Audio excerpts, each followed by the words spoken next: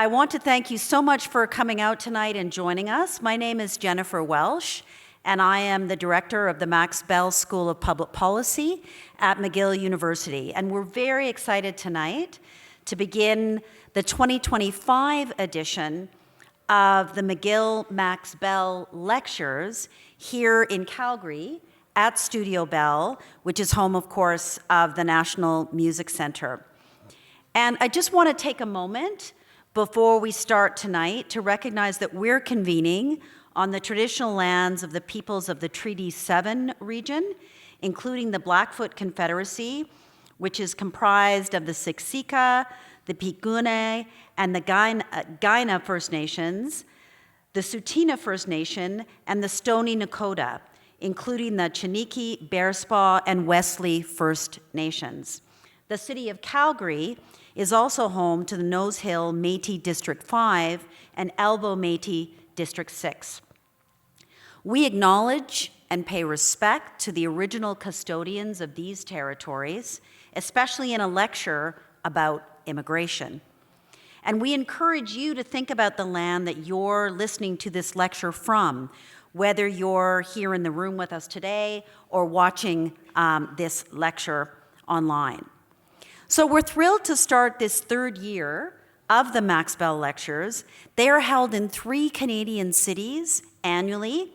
This year, those cities are Calgary, Halifax, and Toronto. And the associated book with the lecture series is published by Sutherland House. The McGill Max Bell Lectures are made possible by a foundational gift from the respected business leader and McGill alumnus, Thomas E. Kierans, a towering figure in Canadian business for the last 25 years or more as director and chairman of successful national and international companies and the former president and CEO of the C.D. Howe Institute. Through Thomas's gift, he was able to recognize and help us realize more and better debate about Canadian economic policy. And I want to thank Thomas Kierans and Mary Janigan for their generosity. The Max Bell Lectures stem from a very simple, yet at the same time complex idea, and that is that Canada needs better policies to address today's economic challenges. And that starts with bold discourse.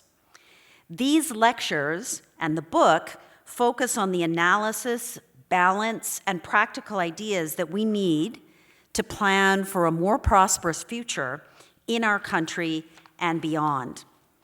So this book that you'll hear more about tonight, Borderline Chaos, How Canada Got Immigration Right and Then Wrong, by Tony Keller, delves into Canada's unique immigration story. It reveals the country's immigration secret sauce, but also argues that our government ignored the recipe and broke the system. And it considers how it can be rebuilt better than before, to once again benefit Canadians and immigrants and serve as a model for the world. So our lecturer, Tony Keller, is a columnist with the Globe and Mail and one of Canada's most distinguished voices on the opinion page.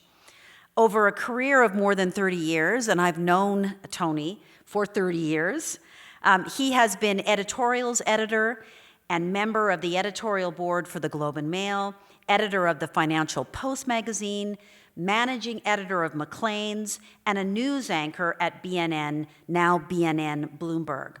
He was born and raised in Montreal, a graduate of Duke University and Yale Law School, and he won Canada's National Newspaper Award for editorial writing in 2016. So in conversation tonight with Tony is Martha Hall Findlay, the director and James S. and Barbara A. Palmer Chair at the School of Public Policy at the University of Calgary. And I'm so grateful that Martha agreed to share this event with us as a fellow director of a policy school in Calgary. She was previously the Chief Sustainability and Chief Climate Officer for Suncor Energy and the President and CEO of the Canada West Foundation. She's received numerous awards and accolades for her climate and her energy work, most notably Queen Elizabeth II's Platinum Jubilee Medal in 2023. As a twice elected member of Parliament, she served in the official opposition shadow cabinet for international trade, finance, transport, infrastructure and communities, and public works and government services. And she served on the House of Commons standing committees for all of those portfolios. So please join me now in welcoming Tony Keller up to the stage to begin his remarks, and that'll be followed by a conversation with Martha, and then also a chance for you to pose some questions to both of them following their conversation. So Tony, welcome.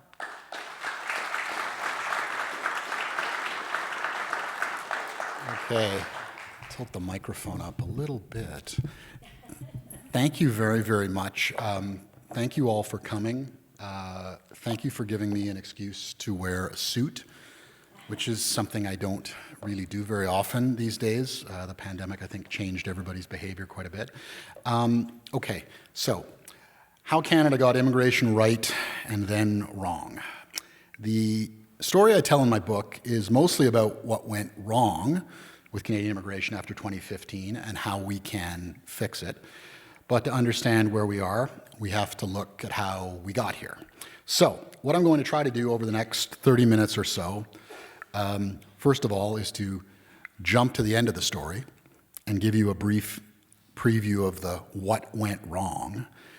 Then I'm going to go back into Canadian history to talk about a couple of aspects of our immigration journey that have been forgotten, but which are key to understanding how modern Canada's immigration system became successful and popular, the how Canada got immigration right part.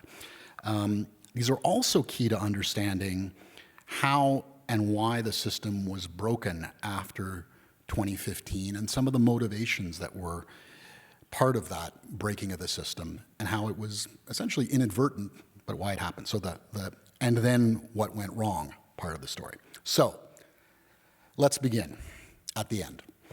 In 2015, Canada was in a unique position.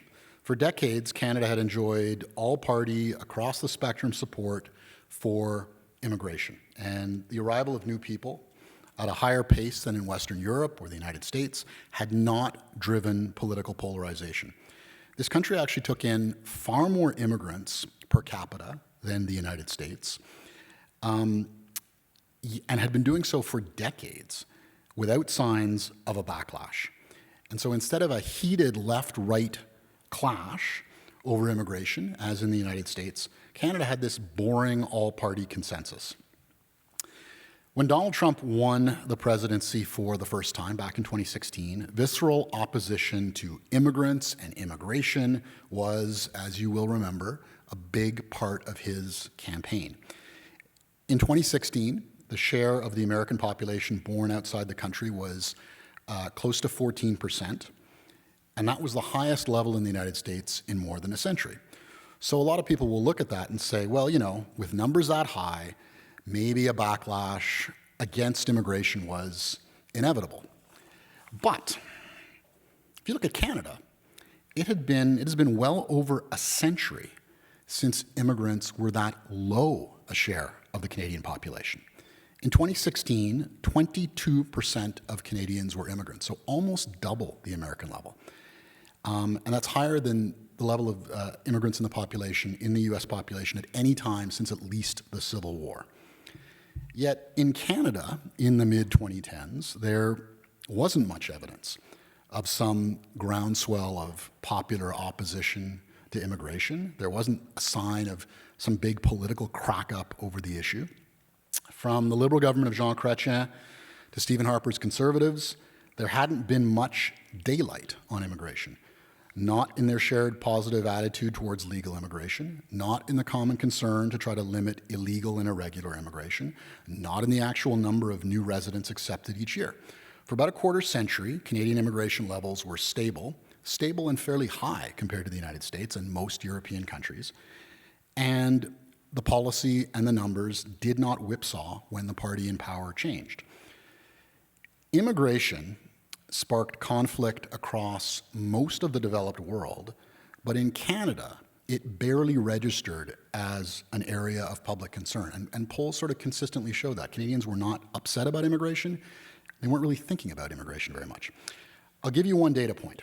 A Gallup survey from the late 2010s found that Canada had the world's most welcoming and positive attitude towards immigrants. In the United States, the survey found support for immigration declined with age. In Canada, Gallup found no difference by age group. The most pro-immigration Americans were in their teens and 20s, but even they were not as pro-immigration as Canadian seniors. So a country that likes to humble brag about modest successes had a not so modest success. Canadian voters, unlike those in most other developed countries, thought that the immigration system was being well run and to their benefit.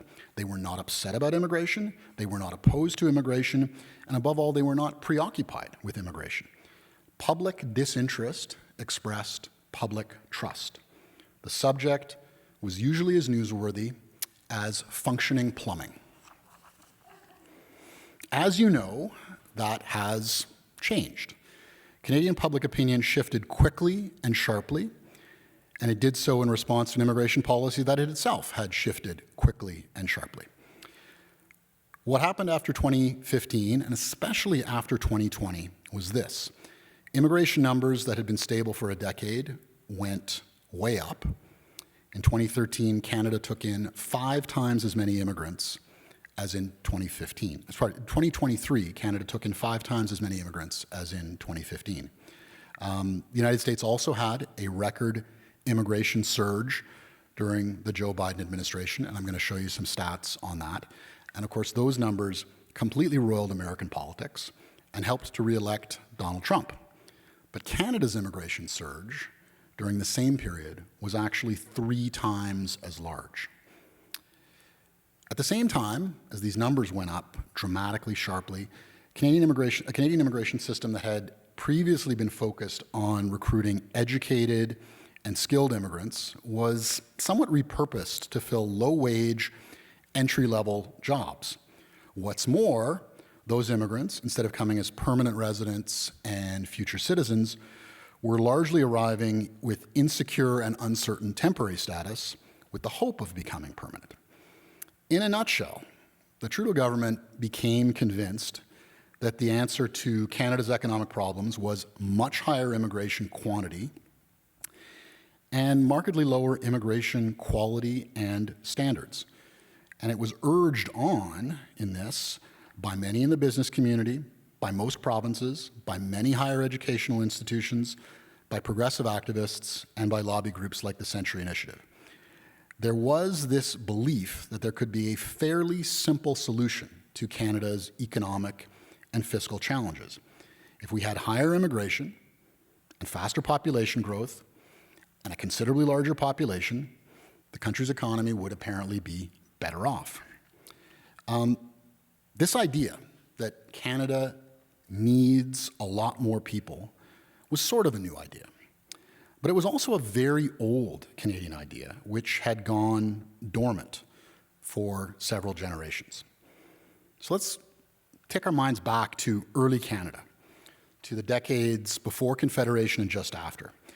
The Canada of that era had a very serious problem, which is one that I think you'll find we're all actually abruptly very familiar with. The problem was we lived right next to the Canada of that era lived right next to the United States, as we do right now. And the US was an economic opportunity, but it was also an economic threat, and far more seriously, a mortal national security threat.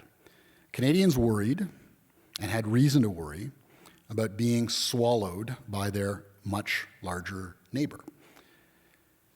So when Sir John A. Macdonald launched the national policy in the 1870s, it had 3 pillars: high tariffs to encourage domestic manufacturing, heavy investment in infrastructure, especially the railways, and population growth through immigration. The idea of a Canada from coast to coast and a Canada that could remain independent of the United States was bound up from the beginning in the idea of and the need for immigration. One of the purposes of immigration was to give the country a big enough population and a big enough economy so it could avoid being swallowed. This was a legitimate thing to worry about in the 19th century anywhere in the world, and it was a legitimate thing to worry about right here. So remember, in 1848, the United States had invaded Mexico. An American army had captured and occupied Mexico City, and it had forced the Mexican government to sign the Treaty of Guadalupe Hidalgo, in which Mexico ceded to the United States all of the land from Texas to the Pacific, all the way up to southern Wyoming. That's about 1.4 million square kilometers. That's about twice the size of Alberta. And all of that land was acquired by military conquest from an independent North American country. So Canadians had this on their mind. They had that example and they had a number of others. By the way, small but telling historical digression here. The general commanding U.S. forces in the American conquest of all that Mexican land was a fellow named General Winfield Scott. Scott had also been a senior officer 35 years earlier in the War of 1812, the unsuccessful American attempt to conquer Canada, and he had in fact been captured by the British and the Canadians during the American defeat at the Battle of Queenston Heights. So sort of a reminder that in the 19th century, like, national strength, military strength actually mattered. And if you didn't have it, you were at risk of losing your territory and possibly even all of it. So the fear of ending up like Mexico is partly why a Canada of an earlier era dreamed of having a lot more people, because there was a very real dread of what could happen if you didn't have enough people and a much bigger economy and a lot more industry and a much greater capacity to defend yourself. This idea that the country needed to gain population in order to survive obviously ceased to be an issue sometime in the 20th century. But for an earlier Canada, it was a very real thing. It was not imaginary, and it was quite well-founded. And yet, back in those days, when Canada desperately wanted and needed more people, when Canada felt it had to get big to survive, it actually had a lot of trouble attracting immigrants. It had even more trouble keeping the immigrants it attracted and keeping Canadian-born residents from moving to the United States. We've all heard that Canada was built on immigration, and of course that's true. Today, more than 30% of Canadian residents were born overseas, and almost everybody else is descended, in whole or in part, from people who immigrated sometime between the 1600s and last week. However, the story of Canada being built on immigration, however true it is, also comes with some interesting wrinkles that you don't find in other countries of settlement. First, throughout most of Canadian history, until just a few years ago, Canada's population growth came mostly from births more than from immigration. The birth rate was high enough that even when immigration was high, there were actually more births than immigrants. And from 1860 to 1900, more than 100% of Canada's population growth was due to births. Now think about that for a moment. How could that make sense? How could more than 100% be due to births rather than immigration? Well, that's because early Canada, from the 1860s all the way to 1900, was a country that had more emigrants than immigrants. Early Canada was a country that imported people. We got immigrants, but we exported far more people left. So if we take a look at slide number 2 here, this is the data from 1861 to 1921.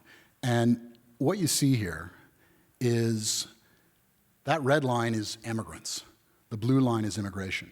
All the way from 1861 to 1900, Canada was actually shedding more people than it was gaining. No other country of settlement has a story like this, and the United States doesn't remotely have a story like this. You actually see it even better on this slide. obviously those numbers are negative all the way through. There's a huge burst of immigration after 1900. But for most of this period, and again it recurs in the 1930s, Canada is an emigration country. It's both an emigration and immigration country, but it's a bigger emigration country. Between 1860 and 1900, about 660,000 more people left Canada than arrived. And that is quite a lot when you consider that in 1860, Canada had fewer than 3 million people. The huge wave of Canadian immigration was all to the United States, and it more or less continued until the 1940s. Sometimes immigration was higher, sometimes emigration was quite a bit higher, but it continued all the way till the 1940s. It's, of course, largely been forgotten by Canadians and by Americans, but if you look at American immigration statistics, it's there, and it's remarkable. In 1890, Canadians constituted the third largest immigrant population in the United States after Germans and Irish. Well into the 20th century, there were more Canadians than immigrants from most of the countries of Europe or the entire continent of Asia in the United States. In 1890, the Canadian-American population was 10 times as large as the Chinese-American population. By 1920, the Canadian population in the US was 20 times as large as the Chinese-American population. And I will say those statistics are actually likely undercounts because they only counted people born in Canada. They didn't count people who moved to Canada, who immigrated to Canada, and then some years later moved on to the United States. In 1900, there were 1.2 million Canadians living in the United States versus just 5.3 million Canadians living in Canada. In 1930, the United States had 1.3 million Canadian-born residents. Canada only had 8 million Canadian-born residents and another 2 million immigrants. Between 1870 and 1970, the share of Canadians in the foreign-born population in the United States was never less than 1 in 12. And in some decades, it was as high as 1 in 9. In 1960, the US Census showed more people from Canada living in the United States than from all the countries of Latin America combined. And it wasn't until the 1980 census that the number of Mexican Americans was greater than the number of Canadian Americans. Again, I'm just going to read that twice because it's slightly mind-boggling. It wasn't until 1980 that the number of Mexican Americans was greater than the number of Canadian Americans. The economist John Kenneth Galbraith, who was born in 1908 in Elgin County in southwestern Ontario, wrote in his memoirs that, quote, "Our school books featured the Union Jack as the front, spoke warmly of Major General James Wolfe, William Lyon Mackenzie, Louis Joseph Papineau, Sir John Alexander Macdonald, and King George V. But none of these stood against the better hours, more congenial work, and vastly higher pay in the United States. We were taught that Canadian patriotism should not withstand more than a $5 a month differential. Anything more than that, and you went to Detroit." And it was really easy for Canadians to cross the border, both legally and culturally. Galbraith wrote that becoming a US citizen in 1937 was, quote, "the least traumatic action I ever took."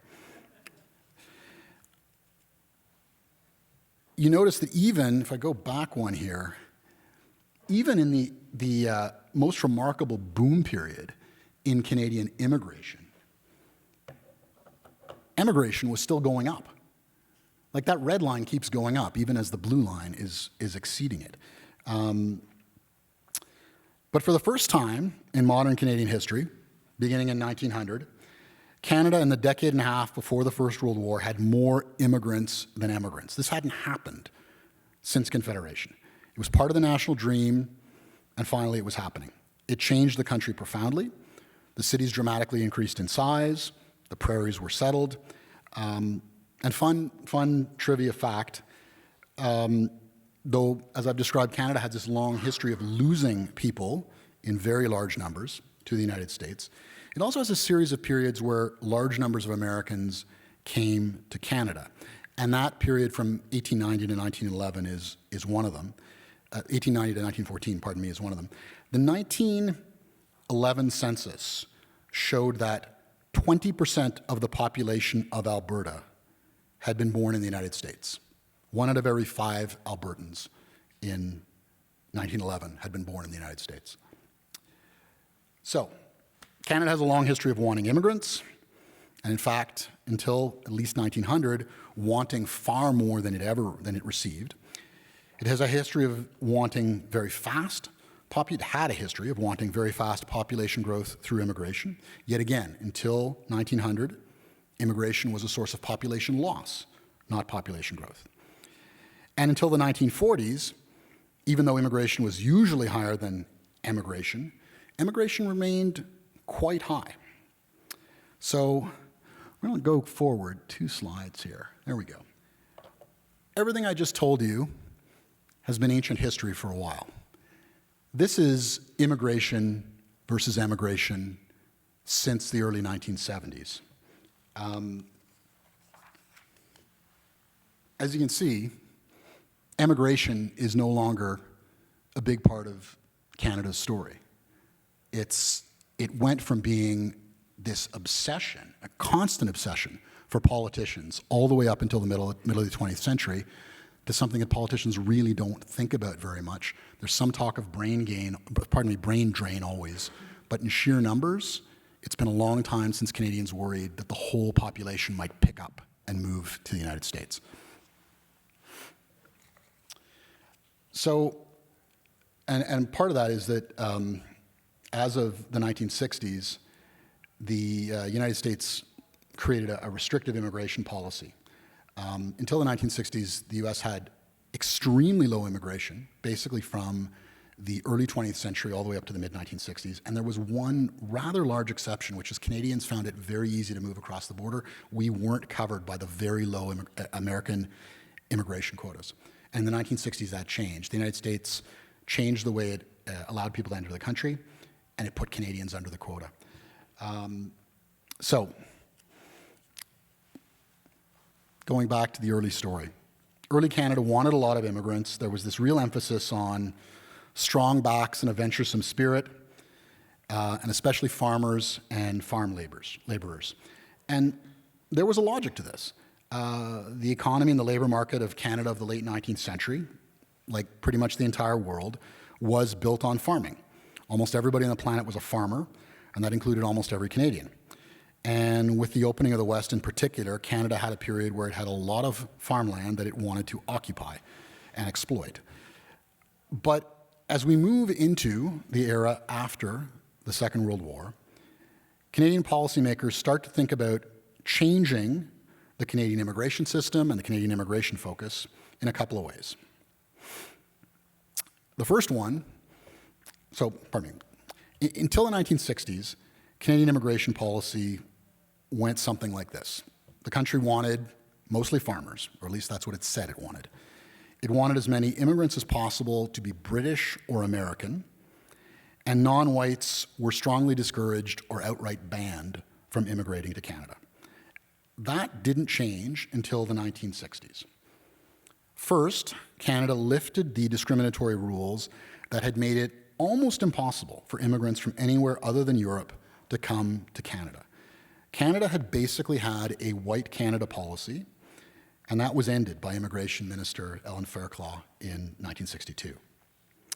Second, Canada started to think about shifting its immigration system to focus more on skilled immigrants rather than unskilled immigrants. And the person who did most of the work to create this change was Tom Kent. He was an immigrant from the United Kingdom. He'd come to Canada to become the editor of the Winnipeg Free Press, and he had become part of Lester Pearson's inner circle within the Liberal Party. And in the mid-1960s, he was made Deputy Minister of Immigration, and there he came up with what we know today as the point system for selecting economic immigrants. So, unless a country chooses to have open borders and unlimited immigration, it has no choice but to make choices as to who will be allowed to immigrate and who will not. Kent's point system put the emphasis on applicants whose attributes suggested that they would bring long-term economic benefits to Canada and that they would be economically successful in Canada. The point system is not the guiding principle of the entire Canadian immigration system, nor should it be. Canada also admits large numbers of refugees, that's people chosen because of their needs, and close family members of Canadians, people chosen because of their families' needs and desires.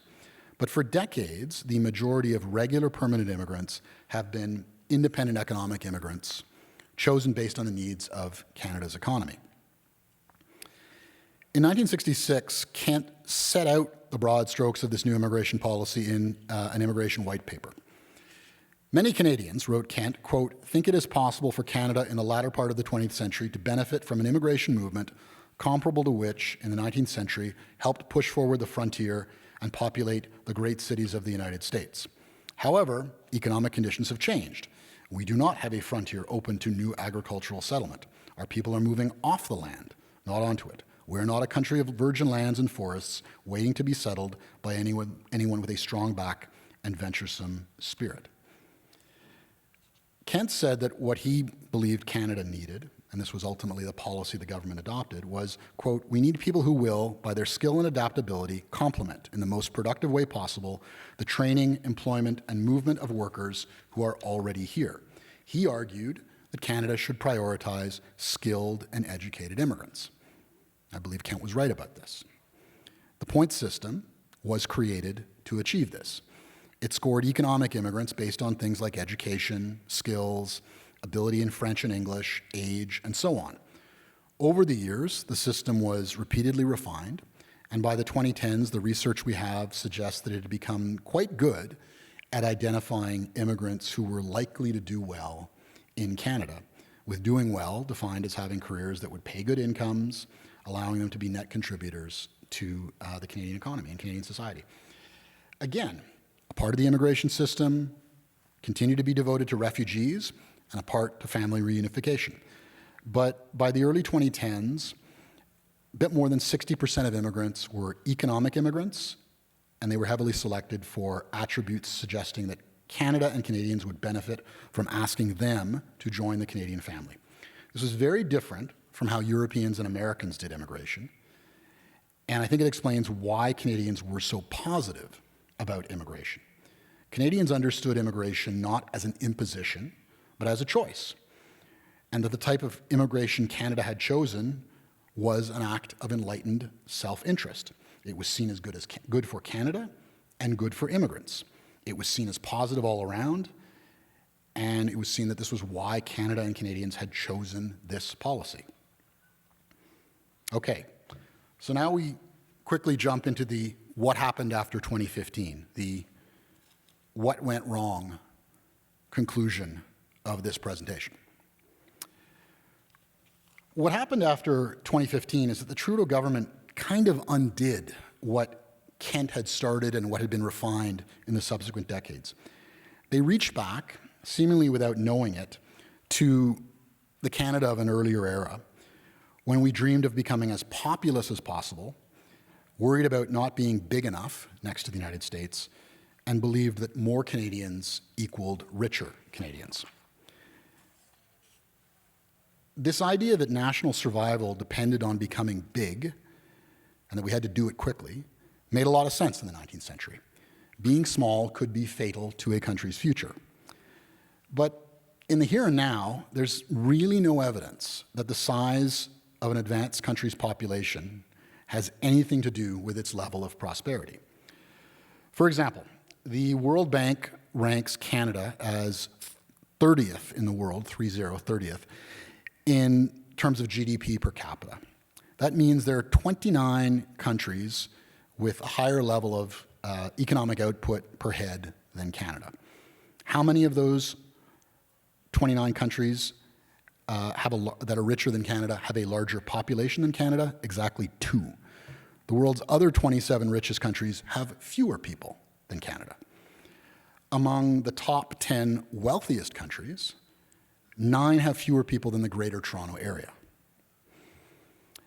How about a link between population growth and the rate of economic activity.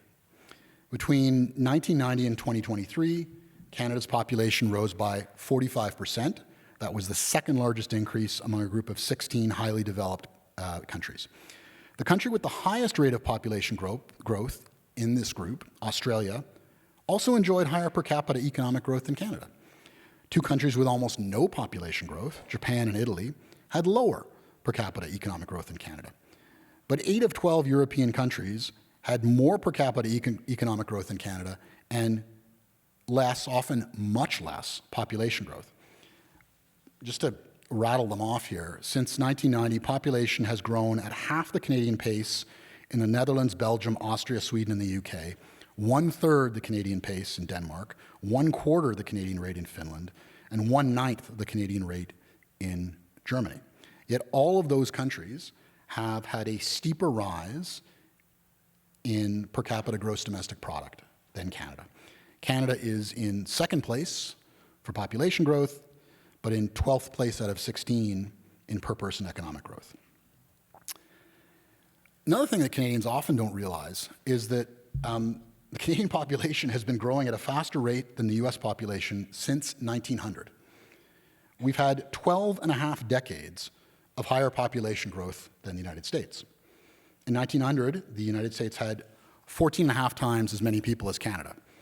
By 1950, that had dropped to 11 times bigger than Canada. By 1960, 10 times bigger. By 1990, 9 times bigger. And now, the US population is down, or Canadian population is up, to the US being only a little more than 8 times the size of Canada.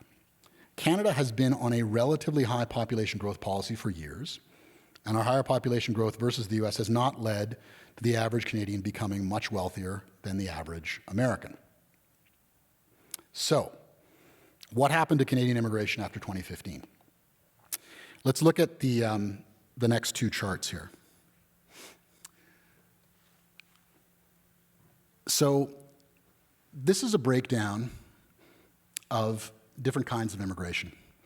When we talk about immigration policy, when the government talks about immigration policy, it is always talked about permanent immigration, because that was the main type of Canadian immigration for a very long time. What happened after 2015 was a really big shift, where non-permanent residents, temporary foreign workers, and visa students became the bulk of Canadian immigration and really drove Canadian immigration. So if you look at the red line, that's permanent immigration. That goes up quite a lot after 2015, but relative to what's happening with the blue line, it's barely noticeable. And the yellow-brown colored line, total immigration, goes way, way, way up. So it's quite shocking. What happened was we saw this huge explosion in the notional temporary immigration streams, which I think it's important to understand was mostly about student visas, with a real emphasis not on people going to universities mostly, but on short and low-quality college programs where tuition brought the right to work full-time while in school and remain on extended visas thereafter. A lot of these people were brought in to work low-end jobs, food service, hotels, retail. Ontario was kind of the champion of this. Ontario colleges became extremely focused on this. Now let's compare how this looked compared to the United States. This chart shows Canadian and American immigration compared since the year 2000. That lower line is the United States. That higher line is Canada. It's quite striking because that US spike that you see after 2021, that helped to elect Donald Trump. That absolutely roiled US politics, and that blue line was, according to analysis from the New York Times, the highest level of immigration in American history. Look at the Canadian line. It's 3 times as high. So it is fascinating to note, and I feel like I am the only person who seems to have noticed this, that what happened after 2015 and particularly after 2020 in Canada was not just an immigration surge, but a really unprecedented immigration surge. And it's not that surprising that Canadians have said, hang on a second, I'm not comfortable with this. The wonderful thing about it is I don't think Canadians have had a backlash against immigrants. I think there has been a desire to change the policy. But anyhow, what you see is that Canada had a long history of stable immigration. That downturn is, of course, the 1 year of COVID, and then this incredible spike. And Canada went along for all those years, stable immigration at a much higher level than the US, and yet without backlash, without sort of this tremendous level of public concern. The Canadian numbers, by the way, were, so Canada for all those stable years was around 250,000 people a year. And then 2022, 1 million people. 2023, 1.3 million people. 2024, even when the government was trying to backpedal, nearly 900,000. Canada's combination of much higher than usual immigration and a pretty substantial drop in standards didn't do what its advocates said it would do. Canada's economy, measured by gross domestic product, did grow. But this combination of high immigration and a focus on people to do low-end jobs led to GDP per capita shrinking. The number of forks in the pie grew faster than the pie. Population growth outpaced business investment, and the arrival of so many low-end workers may have actually encouraged businesses to forego investment since they could make do with more cheap labor. The path to greater prosperity is replacing low-wage labor with machinery and technology, but Canada's immigration system has recently discouraged that. On a per capita basis, Canada was the rich world's worst economic performer for a decade. Between 2015 and 2024, real GDP per capita, that's economic growth per person, less inflation, grew by 2%, according to the OECD. Not 2% per year, 2% in total over a decade. Just to put it in comparison, over the same period, US GDP was up almost 20%. By 2025, real GDP per capita in Canada was no higher than it had been in 2019. I'd like to end all this with a short reading, a passage from my book that I hope will sum things up. It turned out that supercharged population growth via record high immigration was not a panacea for Canada's economic challenges. It was, if anything, making the challenges more challenging. Canada conducted a decade-long experiment. The experiment's principal investigator was the Trudeau government, assisted and enabled by the provinces, the business community, and an important part of the higher education sector. They were opposed by essentially nobody. The hypothesis of the Liberal government's experiment was that Canada, already one of the developed world's highest immigration countries, could jumpstart its slow growth economy through much higher immigration and lower standards. The experiment was not a success. The run-up in Canadian immigration after 2015, and especially after 2020, did not prove that immigration is inherently bad, or that however much or little immigration a country receives, it would be better with less. But neither had it shown that immigration, of whatever type and whatever quantities, is always and everywhere an unqualified economic good for the receiving country, and that however much immigration a country receives, it would always be better off with more. The recipe for higher average living standards is not stop immigration, but neither is it add as many people as possible, stir, and enjoy. What Canada's lost decade showed was that Canada's economic challenges cannot be solved by a crash program of sharply rising immigration, or for that matter, a crash program of sharply lower immigration. Things aren't that simple. Under the Trudeau government, the historical tilt towards high skills immigrants, instead of being further emphasized, was watered down. Immigration levels in place for decades, higher than US levels, but stable, were increased and then completely outrun. And control over the borders, which underpinned the national belief that immigration was a choice of enlightened self-interest rather than an unwelcome imposition, was weakened to the point of near abandonment. And for a long time, nobody said boo, because immigration, formerly a matter of practical trade-offs, had been transformed into an issue of values. Canada's plutocratic lions and progressive lambs had laid down an agreement on immigration, and as their work reached its apotheosis between 2022 and 2024, Canada had something approaching an open borders policy. The result was more negative than positive, bringing a series of previously unreckoned costs and consequences. 21st century Canada could not bound up the world tables of economic advancement simply by having more population growth than other rich countries. And the secret to higher living standards was not lower immigration standards. Sorry. Thank you very much.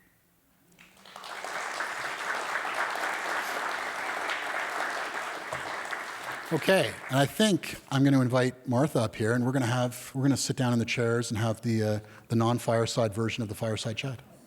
Thank you. That was fantastic. And for those of you who haven't read the book yet, I highly recommend it.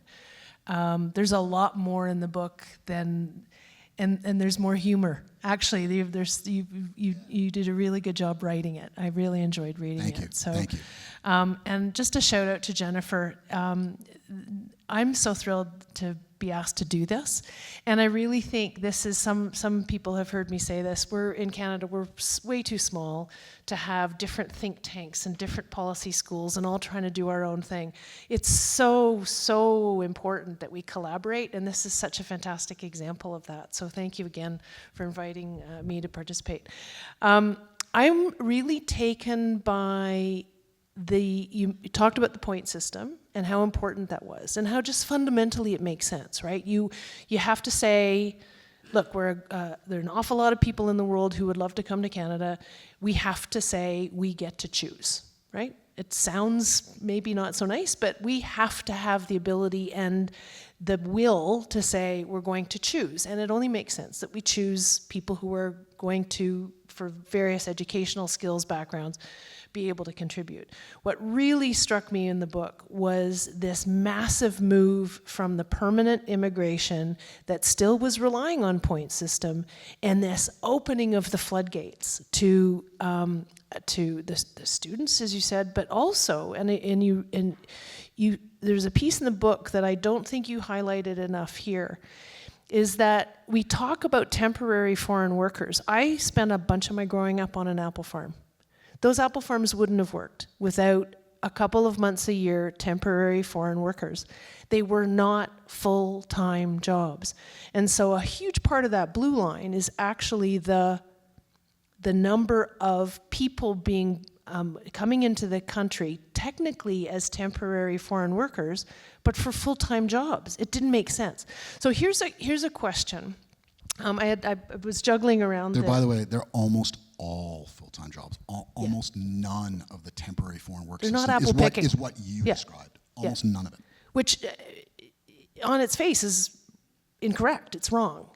So here's a question, and it might make it a bit uncomfortable, but in the book, you talk about in 2015, when the government changed, John McCallum was asked to take over the portfolio and look into it. And he, as an economist, went out to a whole bunch of his economist friends, his buddies, and said, I'd love your input. And they did so, and they gave him a report that basically said, this is what the country should do. And the country proceeded to do pretty much exactly the opposite. So in your research, because it's really important to us that we don't make these kinds of mistakes again, who was on the watch?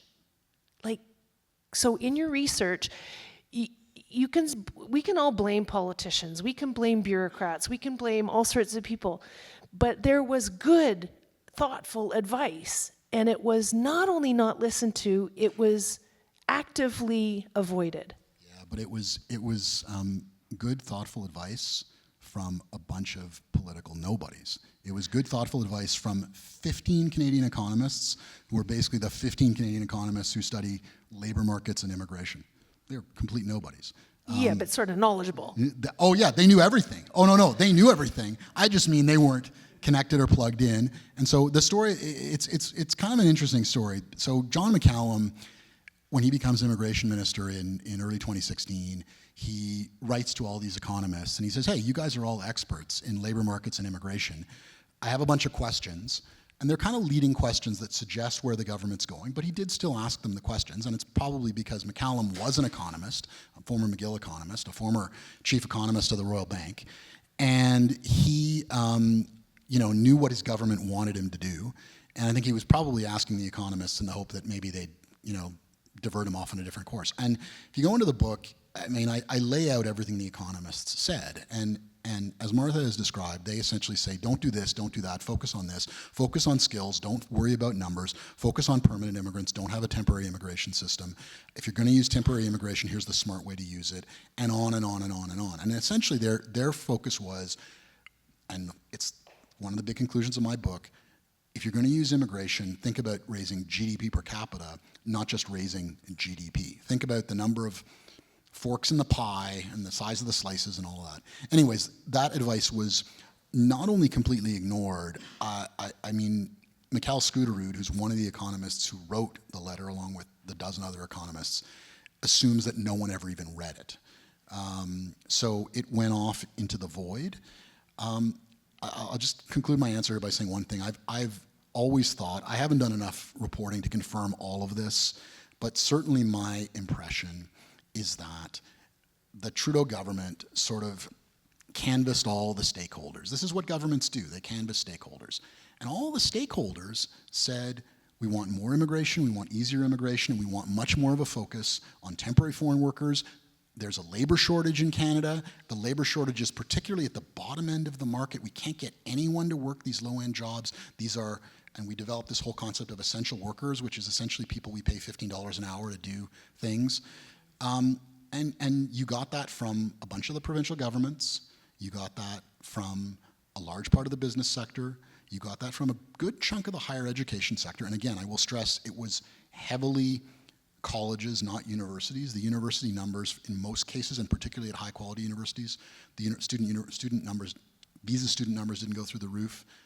Colleges, especially in Ontario, they went crazy. So everyone was saying, if you do this, we're going to cheer you. The problem was the sum of all these special interests did not add up to the national interest. That, I think, is what the Trudeau government just could not understand until it suddenly did understand it because public opinion has shifted.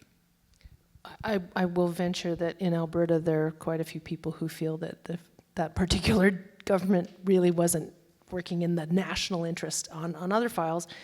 But it is disturbing, and I don't mean to make that a facetious comment, it is disturbing that you have experts making recommendations and then decisions get made for other reasons. Those of us in the world of public policy, that drives us crazy more than anything else, right?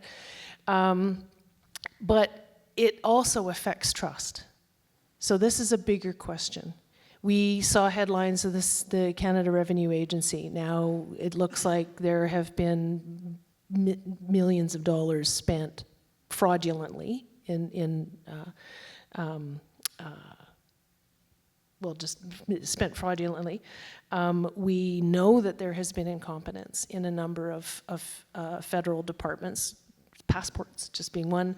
We also know that very same civil service grew by 40% in the 10 years. So you can understand, I can understand, we can all understand that Canadians are increasingly distrustful of the very organizations that should be managing this country for our collective benefit.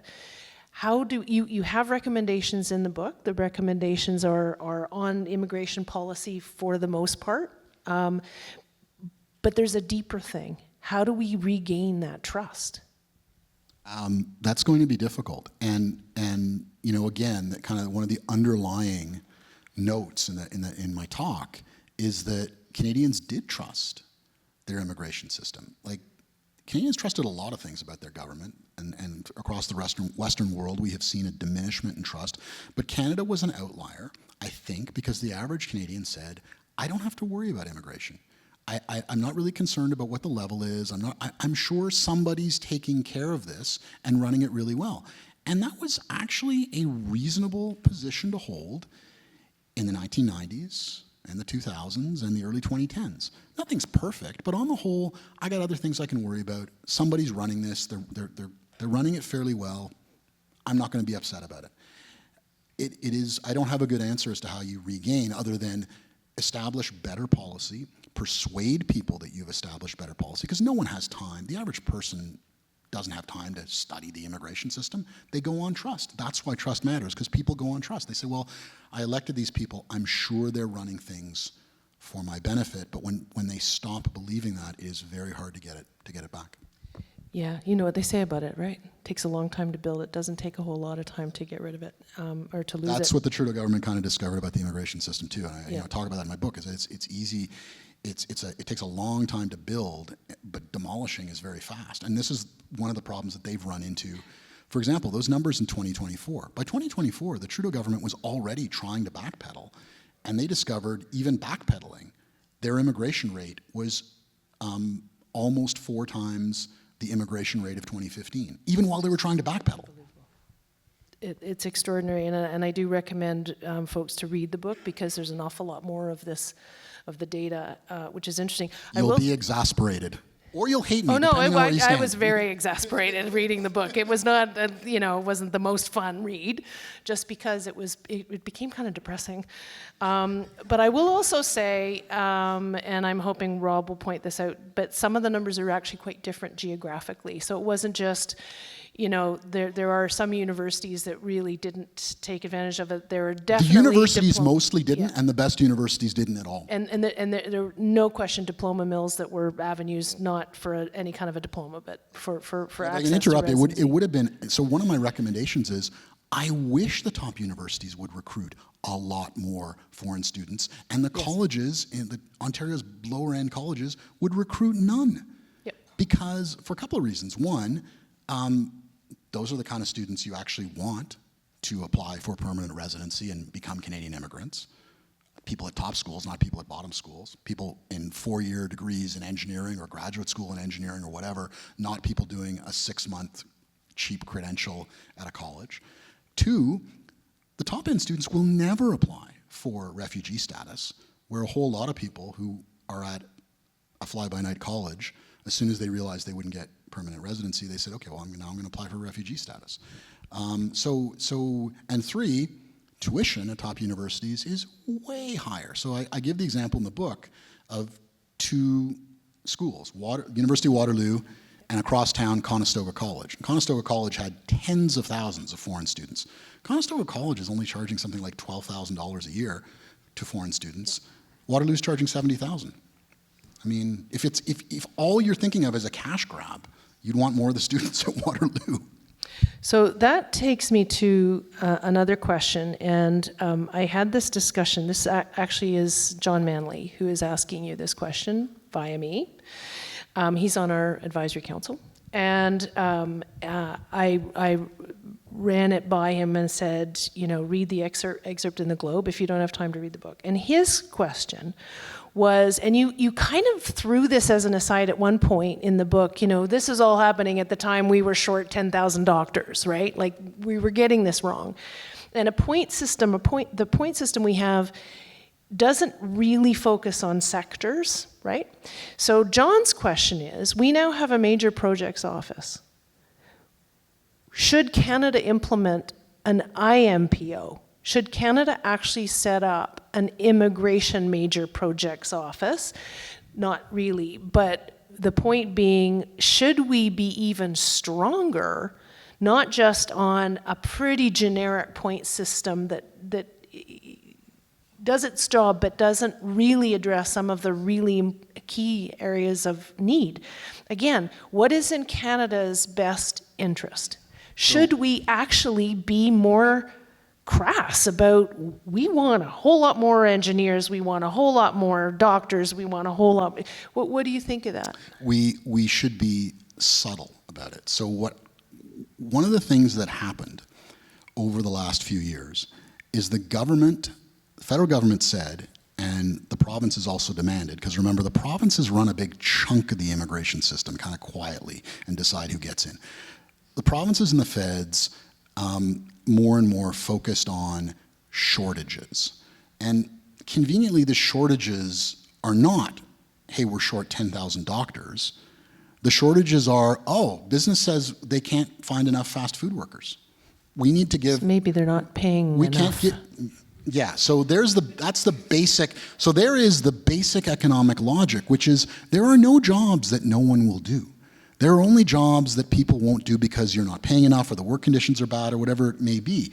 There's no such thing as a job that no one's going to do. You can find people to do all sorts of jobs. But if you say, oh, if I have to pay more than $14 an hour, that means Canada has a labor shortage, a generalized labor shortage. It's kind of weird. This generalized labor shortage was all at the bottom end of the market. So we got this system where, first of all, you could bring in people through temporary foreign worker system and the student visa system, and they tended to focus at the bottom end. And then also we sort of started designating different jobs as essential work to be given priority for permanent residency. And a lot of those are at the low end, not the top end. They're not doctors. They're not graduates in engineering. They're not, so we kind of got it all backwards. So I would say the key thing to do is get rid of this category-based selection, which again is this thing of saying, oh, I've decided that Alberta has a shortage of warehouse workers. So actually we're going to make it really easy for you to get citizenship if you're a warehouse worker. That's an example, but that's the sort of thing that was hypothetical, but the sort of thing that was done. I would say focus more on creating a really good point system, because we have so much data on which programs, which schools, which jobs lead to a lifetime of success. We have all this data. We can judge really, really well the difference between a 1-year degree at a college and a 4-year degree in engineering at the University of Calgary. We know the different outcomes. We're just not using that data very well. Because what we should be doing is not, we have a hole we need to fill this week, but people with really good human capital for a lifetime. It sounds like a pretty great project for some enterprising policy students. Because we have the data, we have lots of data. It's actually getting the data and pulling it together and analyzing it that sounds like... The government doesn't like to release this data, but the data all exists. Yeah. I'm going to do the little plug for the folks apple picking, because there is a difference. There is a difference between people in the small town that I lived in who wanted full-time jobs. And apple picking was 2 months in a year. And so it wasn't because it wasn't because it wasn't paid enough, and it wasn't because the living conditions were bad. Actually, surprisingly, they were paying above minimum wage and you know, looked after very well. But it is a difference. There are times when we need people who can do work for a couple of months at a time. And the agriculture industry is a pretty obvious one. But just in defense of the people who weren't jumping at the 2 months a year picking apples, because they were looking at what could they do to actually have full-time jobs. But the people who were doing those temporary jobs, it was brilliant because they came from another country, made a whole whack of money compared to what they had, and they weren't looking to stay permanently. The whole arrangement was understood, right? So and that arrangement still exists, but it's a pretty small part of the system. Like that's the irony, is that all these the temporary foreign workers under whatever system they're coming in are almost always filling permanent full-time jobs. So it's kind of weird that you'd need, like, why would you hire a temporary person to fill a full-time job? It's very odd. So another question, and you and I talked about this just a bit briefly the other day. We are so proud in Canada of relatively high immigration levels that have not created anti-immigrant sentiment. And I still feel like, for the most part, we're, notwithstanding those huge numbers, I think we should be pretty proud of the fact that we're there. However, you get the CRA headlines. There's corruption happening. We're hearing this more and more with the ArriveCan scandal, right? Whether it's incompetence, but I think more and more people are worried that there is actually corruption in some of these places. I am hearing a little bit more of a concern. If you bring a whole lot of people all of a sudden from a culture that is much more accepting of corruption. And I'll just pick one. My mother, I said this to you too, my mom raised me and my siblings, you have to take every individual as an individual, regardless of color, regardless of creed, regardless of anything. But there are generalities out there, right? Anybody who's spent any time in India, it's a democracy, but you sure have to understand that if you want to get stuff done, you often have to pay somebody, right? And this is not a racial, this is just, you live in India, and this is how things work. If we bring in a whole lot of people into the country in relatively short order with a culture that accepts that, is that also a problem? And you don't talk about it in your book, so I'm really putting you on the spot on this. Yeah, and for what it's worth, I completely avoid this in my book. But well, admit it. Like, it's awkward for me to ask this question. These are tough. These are tough things that we have to allow ourselves to actually address. But I avoid it because I just say, look, at the end of the day, we can all, of whatever race, nationality, background, whatever, we can all have a rational economic conversation about how do we run a system for the benefit of all Canadians, and that will bring in immigrants without discrimination. We can have that conversation. That's a rational conversation. Any conversation where we get into anything about culture, I feel like we've moved, but I feel like we've moved out of the realm of the kind of political conversation we can have. I mean, look, Canada is, so one of the things that I talk about in the book, I just mentioned it very briefly, but Canada has changed so much in the last 50 years. Canada has seen an exceptionally rapid transition from a society where essentially everybody was either the descendant of a British immigrant or a French immigrant, to a truly multicultural, multiracial, multi-ethnic, multi-religion society. And there's no going back from that. So we got to figure out, how do we all live together? That's it. That's Canada, and that's what it's going to be. So let's just try to understand how are we all going to be able to live together. And I don't know how we can have any conversation or run our immigration policy in any way that has some elements of, this is a cultural problem, or that's a religious problem, or this and that, whatever it may be. I think we can only run it on the basis of, look, what do you bring into Canada? Are you bringing economic value to Canada? Are you bringing skills? Are you bringing education? And for a certain number of people in the system, at the moment, sort of around 40% of the system, are you a refugee? And are you related to a Canadian citizen? And the other 60-something%, what's the economic value that you're bringing to Canada?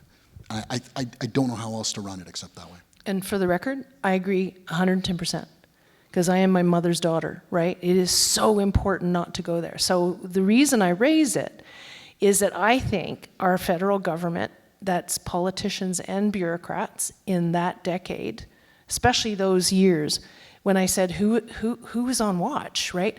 Apparently, not everybody was on watch. And I do think we pride ourselves on being a society of rule of law, right?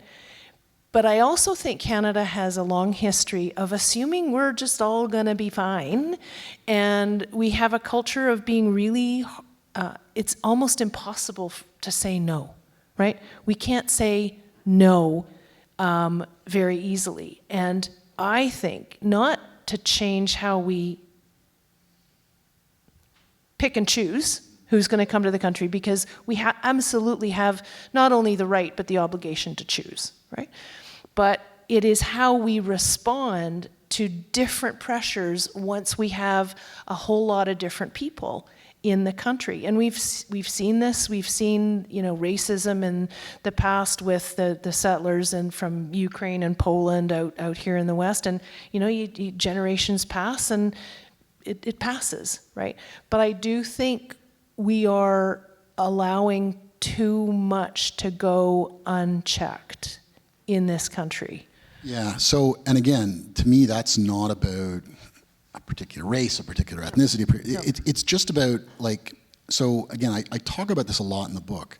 that one of the reasons immigration was, and I hope in future will continue to be, quite popular with Canadians, is because of the sense that it kind of follows a law and order pattern. I mean, I think this is an interesting thing about Canadians. I think Canadian, society has been an interesting combination of progressive and conservative. And the desire for law and order is a very conservative desire. And it's the sense of its absence that has driven conservative American voters absolutely around the bend on immigration. It has totally poisoned American. So I have a whole chapter where I talk about a lot of this. I talk about my time in the States, and I contrast some debates in the States with things in Canada. And I am concerned that if you can't sort of make judgments in which you say, well, look, that someone is not legally in the country. Like we will torque our words, but at the end of the day, like, unless you have a system that says everyone can come to Canada, and we just have open borders, anybody can come. You have to have a system to decide who's going to come. And that implies that there are legal and not legal ways of arriving and legal and not legal ways of remaining. And again, I am almost using euphemisms to discuss something that was just absolutely clear until a number of years ago. And again, I will stress, its lack of clarity in the United States has driven American politics crazy.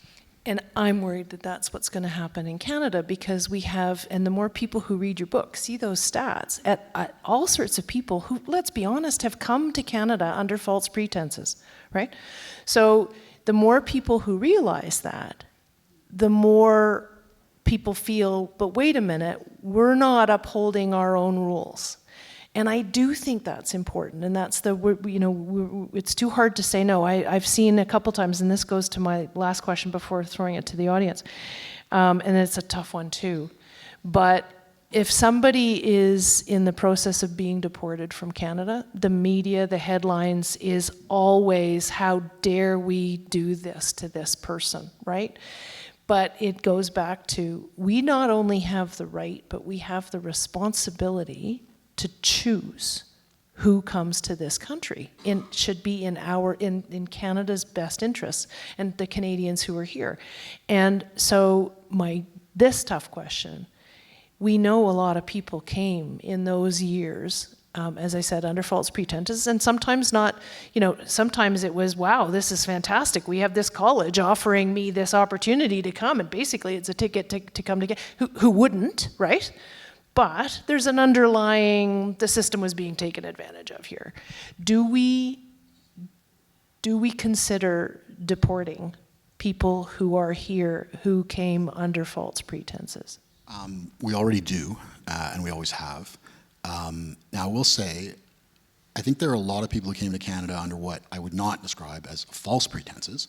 I would say they understood the system. We told them, if you paid $12,000 in tuition for a year at Conestoga College, you get the right to work in Canada. Your spouse gets the right to work in Canada while you're in school. You will also get a postgraduate work permit after you finish, which will let you stay in Canada for another several years. That was the system until the government sort of scaled that back. Multiple years of work in Canada, plus a Canadian educational credential. Now you got a pretty good chance at PR. If you understand how to work the system and you make sure you're not just working at Tim Hortons, but Tim Hortons classifies you as an assistant manager, hang on, now you're in the management category. Now you get bumped up in PR. You also have people sort of doing everything they can to stay in Canada, because we've also said that we want, I think the number now is 10% of all immigrants outside of Quebec to be francophones. But the francophone score is really, really low. Like, you don't actually have to be a francophone fluent in French. You could just pass a not very difficult French test. So there are all kinds of people trying to study for that. So I understand why anybody would want to come to Canada. I tell the story about both sides of my family coming to Canada. Who wouldn't want to come to Canada? So, but unless we say everyone can come, there are no limits. And there are people who believe in absolute open borders. And that is a perfectly philosophically consistent position. But if you believe in that, you have to follow through on it and say, I'm absolutely serious. I mean, anybody and everybody can come. If 20 million people show up next year, 20 million people show up, that's the way it goes. Unless that's your position, you're saying that there have to be some choices made by Canadians. One of the things I talk about in the book is, the Trudeau government was very proud when it said we're going to take in, I believe the number at the time was 25,000 Syrian refugees, and it ultimately went to 40,000. And there's reason to be proud of that. It's a good thing. But the flip side that no one ever really talked about was there were 4 million Syrian refugees. So the Canadian position was, we will not take 99% of Syrian refugees. That was actually the Canadian position. And again, unless you have open borders, you're always doing that. You're always drawing up a list of who can't come. But we feel like we need to apologize for that. Yeah, and even We're so Canadian, right? Yeah. Well, but it's also like, look, the world is messy and difficult, and so I'm both advocating for something that I also feel is kind of harsh. Yeah, yeah, but I think the kind of harsh part we'd rather not, but we have to. I personally think so. Anyway, I'm hoping that inspired a couple of questions from the audience. There are microphones at the two ends here, so I think you come down and ask a question at the mic. Maybe we should line up at the mics, and that way. Yeah, at the bottom of the stairs, there on either side there are mics. So please do use those. And now I'll stop pretending that I'm the MC, and I'll let you be the MC. Question, a two-parter for you. Thank you for the talk. That was wonderful. The first part, it has to do with the student. Can I just ask a favor? Yeah. Because you know who we are. Yes. Can you introduce yourself and why you're here, briefly? Okay. Yeah. My name is Justin Kunkun. I'm a psychiatrist. I work here in Calgary. I work with many patients that are new immigrants by virtue of working in Northeast Calgary here. As a first generation, or I guess second generation immigrant, my parents were born abroad in India. I have a lot of interest in the immigration system. So two-parter for you. The first part has to do with student visas. I always kind of assumed this was a bit of a oversight. Yes, you want to bring students, they're young, they're not going to take up healthcare resources, industrious, contribute to the economy, get good credentials into the economy, but I always assumed that the fly-by-night strip mall colleges were a bug, not a feature. But kind of listening to you, I'm not sure that's the case anymore. Was this just an oversight that was exploited? Or was this, a feature, not a bug? So it became a feature. It was, so again, the province that went the hardest on this was Ontario, but it's far from the only one. You can go see long lists of schools with enormous numbers of foreign students. So Ontario was going to scale this back under the Liberal government in Ontario. That changed to a Progressive Conservative government. The Progressive Conservative government under Doug Ford seemed to have decided, hey, this is a great way to not have to spend very much tax money on. So Ontario's college system is the least funded by far on a per capita basis in Canada. So this was a way to sort of fund the system. I think there are just a lot of actors in the system that didn't think about next steps. They just thought, you can get a student visa, these people will pay $12,000 or $15,000 in tuition. What happens next? We don't really worry about that. But there's a lot of next after that. So that's my sort of short answer. And then the second part is just on the backpedaling, and Martha, you alluded to this as well. Do we deport? And I noticed, obviously the government, you said, is backpedaling, but you mentioned it's been hard to backpedal, and even the backpedaling is still higher above the historic rate. Why is that the case? So that was the 2024 number that I showed. So the assumption of the federal government's immigration plan for the next couple of years is that the temporary resident population will decline, meaning those numbers that I showed up there for temporary residents will go negative. That's really hard to do because we're also bringing people, it's not that it'll go negative because we won't bring anybody in as a foreign student. It's that more foreign students will leave than arrive. More temporary foreign workers will leave than arrive. More former foreign students who are now temporary foreign workers will leave than arrive. That's hard to do because Canada doesn't have a system to make sure those people leave, and we actually don't even know how many leave. This is one of the big problems we have just in data measurement, is that, so Henry Lawton and, I'm totally forgetting his name now, but a senior economist at CIBC Bank, they did some numbers about a year and a half ago where they estimated that at that time there were probably about 1 million people living in Canada who had been here on a temporary visa and whose visa was now expired and who were still here. So we're not good at measuring, we're not good at tracking, we're not good at thinking about second order and third order and fourth order consequences, even though these should be fairly obvious. We just weren't keeping track. We weren't minding the store, and that's when sort of trust collapses. Well, Thank you. Two things. Thank you. There are lots of countries that actually keep track of who leaves, right? Just as we keep track of who comes in, there are lots of countries who keep track of who leaves, which we don't do, which is an interesting policy We question. apparently should be able to, because Yes. every airline knows who got on the plane, and they have to communicate all sorts of things, both who's coming and who's going. And we also have a deal with the Americans where they tell us who crossed the border into the US, and we tell them who came into Canada. But we just don't seem to be coordinating any of this data at all, or doing anything with it. And I would also, the one line in your book that struck me was, people will stay if they can work. If it's harder to find work, they're less likely to stay. But we don't seem to worry about actual credentials or yeah, visa. and that's one of the hard-ass Yeah. parts of my book, is I say you have to, like, what's going on in the States is insane. With ICE running around chasing people, I mean, it's awful. But at the same time, we currently have 3 million temporary residents in Canada. The number was supposed to go down a lot, basically hasn't changed in 12 months. So we're going to have some things to think about.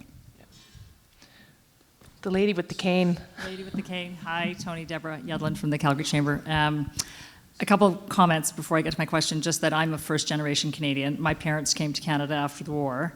My dad had a master's degree in classics. My mother had a high school education. She was 30. Okay? So under the world's construct now, they wouldn't be welcome here because what would they add in terms of value? They went on to both be teachers, taught thousands of students, et cetera, et cetera. So there's that. And then there's the legacy of Mackenzie King and None is Too Many of the Jews that were turned away. Which is part of my book, because my family managed to get in because of that, despite that, I should say. You were lucky. I'll tell you a little. We I'll can let talk you about answer. that. Okay, my question, though, is really about GDP per capita, because I think this is something that we have struggled with as a country. I'm just curious as to, when you look at the World Bank data, a lot of the smaller countries are the ones, and smaller populations are the ones that come up, that are the ones that have the high per capita GDP. So how have you looked at, and maybe we have to change how we look at that number. We're a big country. The productivity issues are challenged because of that, weather, population, et cetera. So I'm just curious as to whether we're looking at the right metric from a per capita GDP standpoint, given the fact that we are large, vast, and for the most part not living in a very friendly climate. And because we are, well, we're not. And because we do have, we produce commodities that we don't control the price over, that also impacts our economic numbers. So I'm just curious about that. Yeah, no, that's a good question.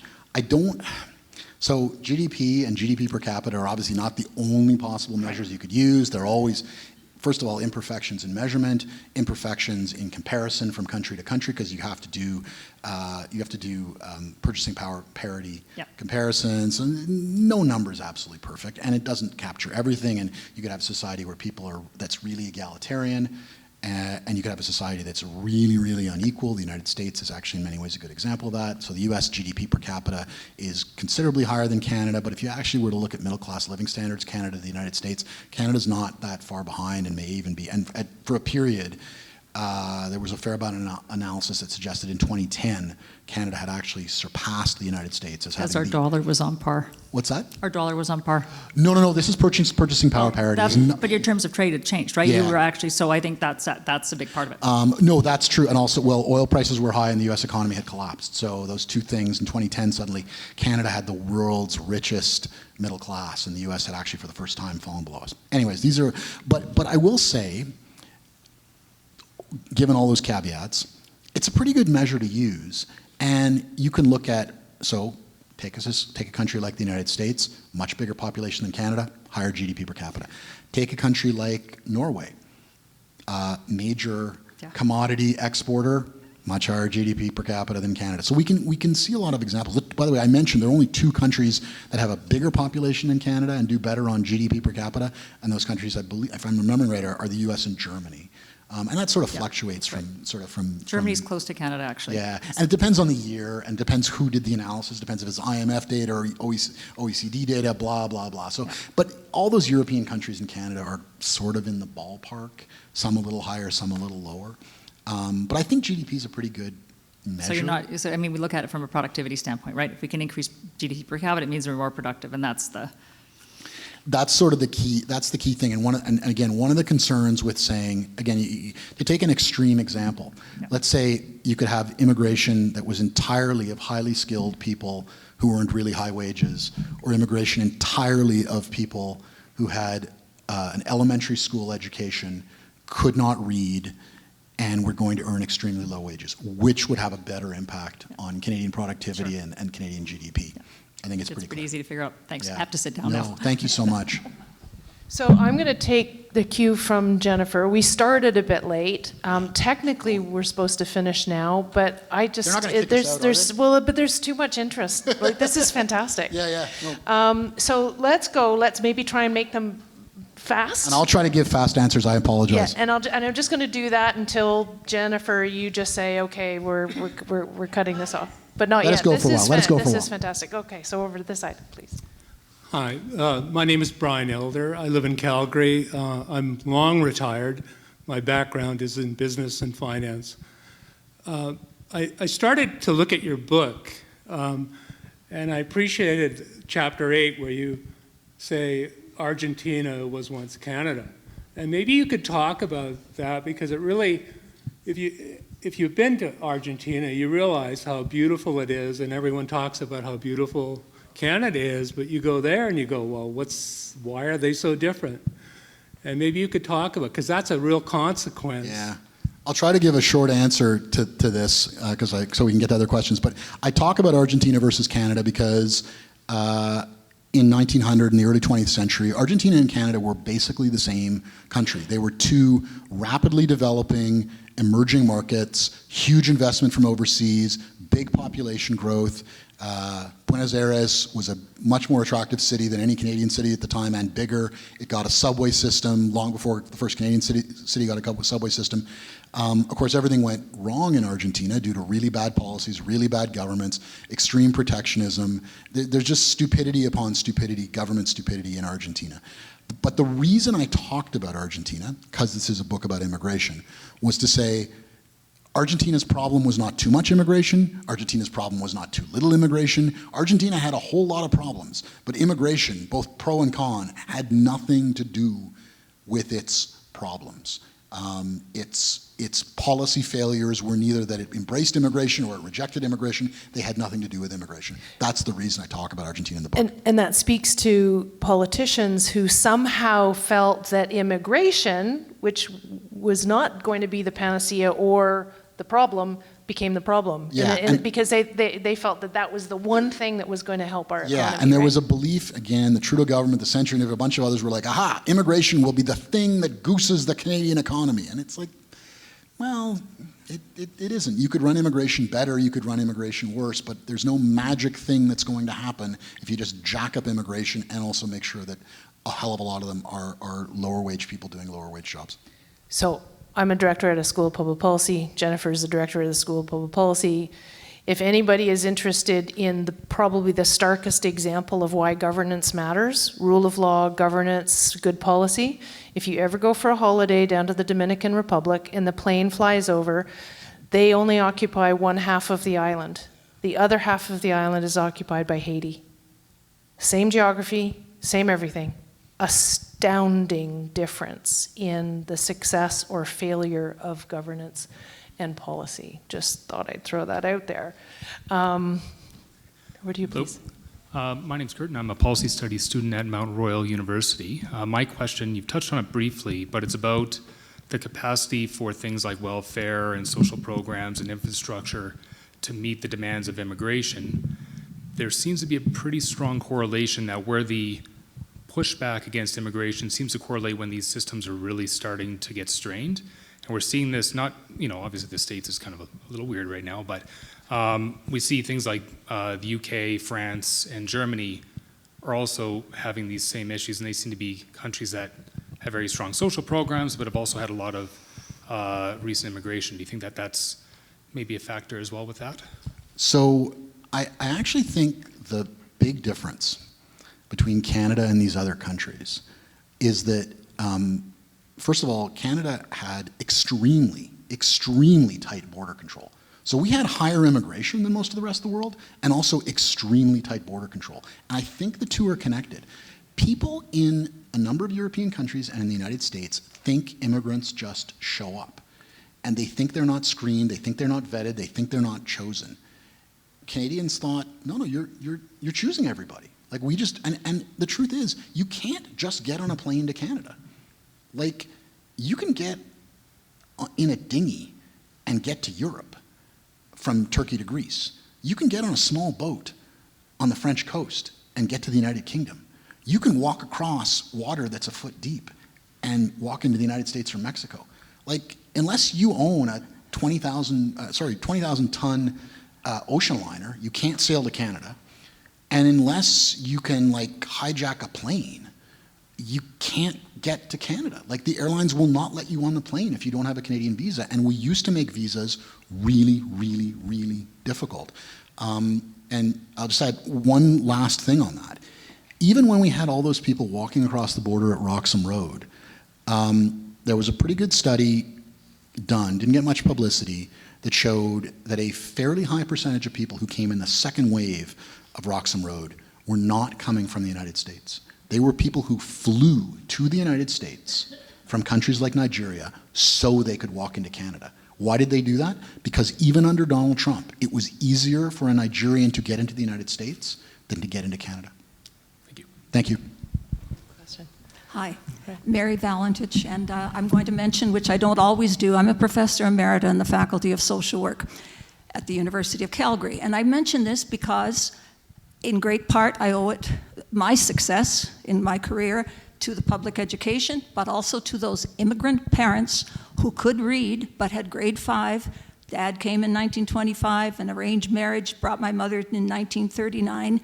They were eminently successful in terms of what they did, as were their peers, many of their peers. So I'm asking, can you ever, I hear all the comments about the point system. I've always had reservations about it because I thought they would not have let my point system from, Tom Kent's era would not have let my parents in. Is it possible to devise a point system, because I'm not against that, or choosing, to identify people who have the characteristics that we need, no matter what their level of education, because I think my parents would have been discriminated against. Yeah. So how can we do that? How can we create that point system? It's very tough, and it's a great question. It's a totally reasonable question.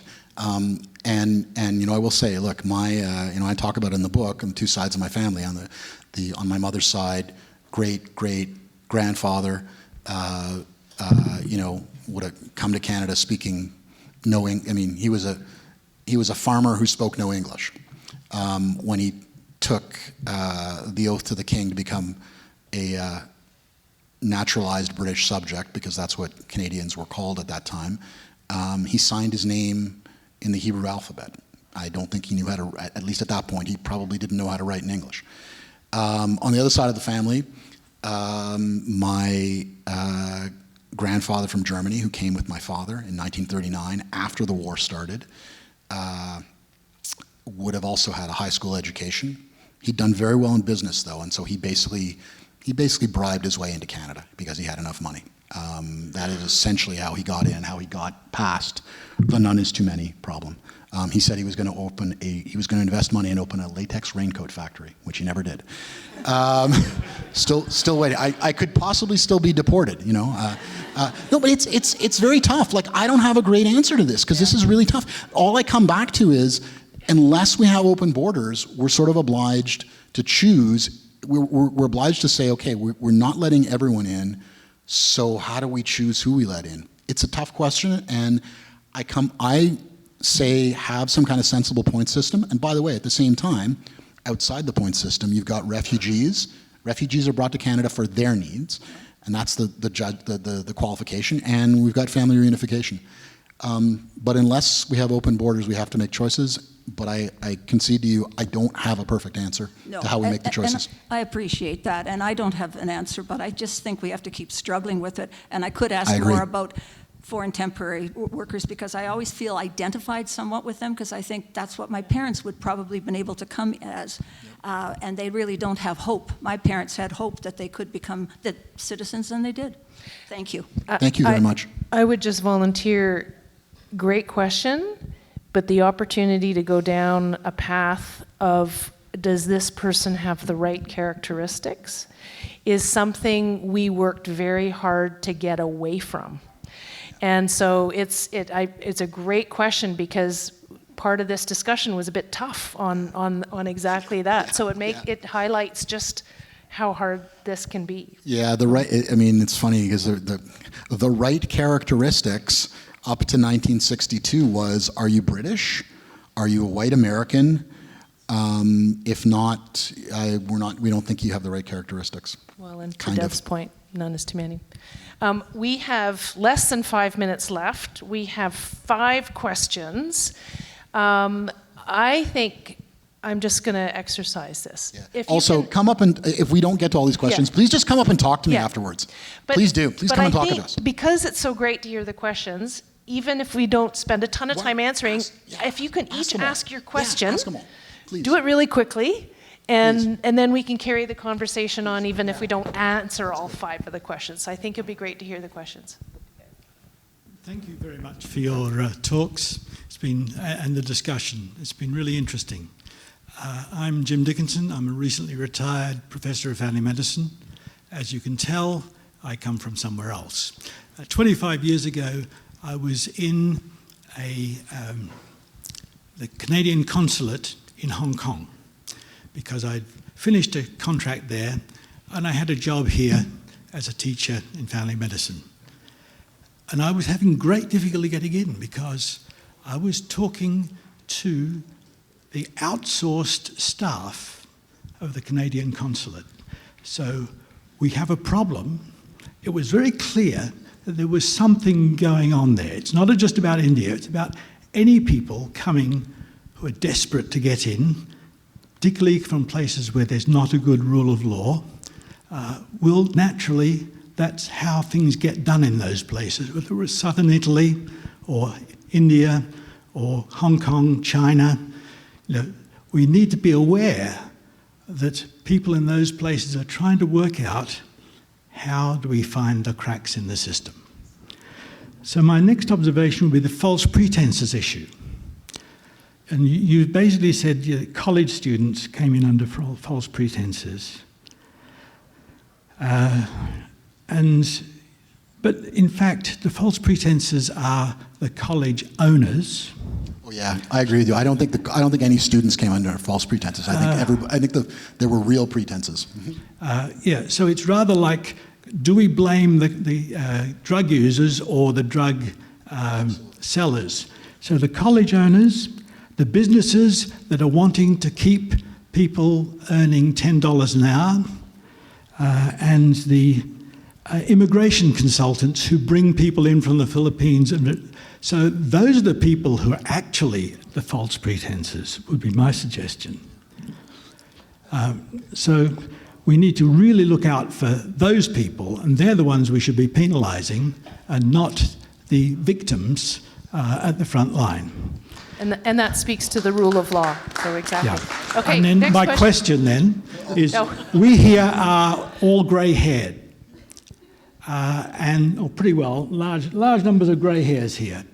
We have a Canadian population pyramid that is now inverted. So for the country to persist well, we need to have a lot more younger people who are going to have children. How can we have an immigration system that focuses on making sure we have a young to middle-aged population in the future?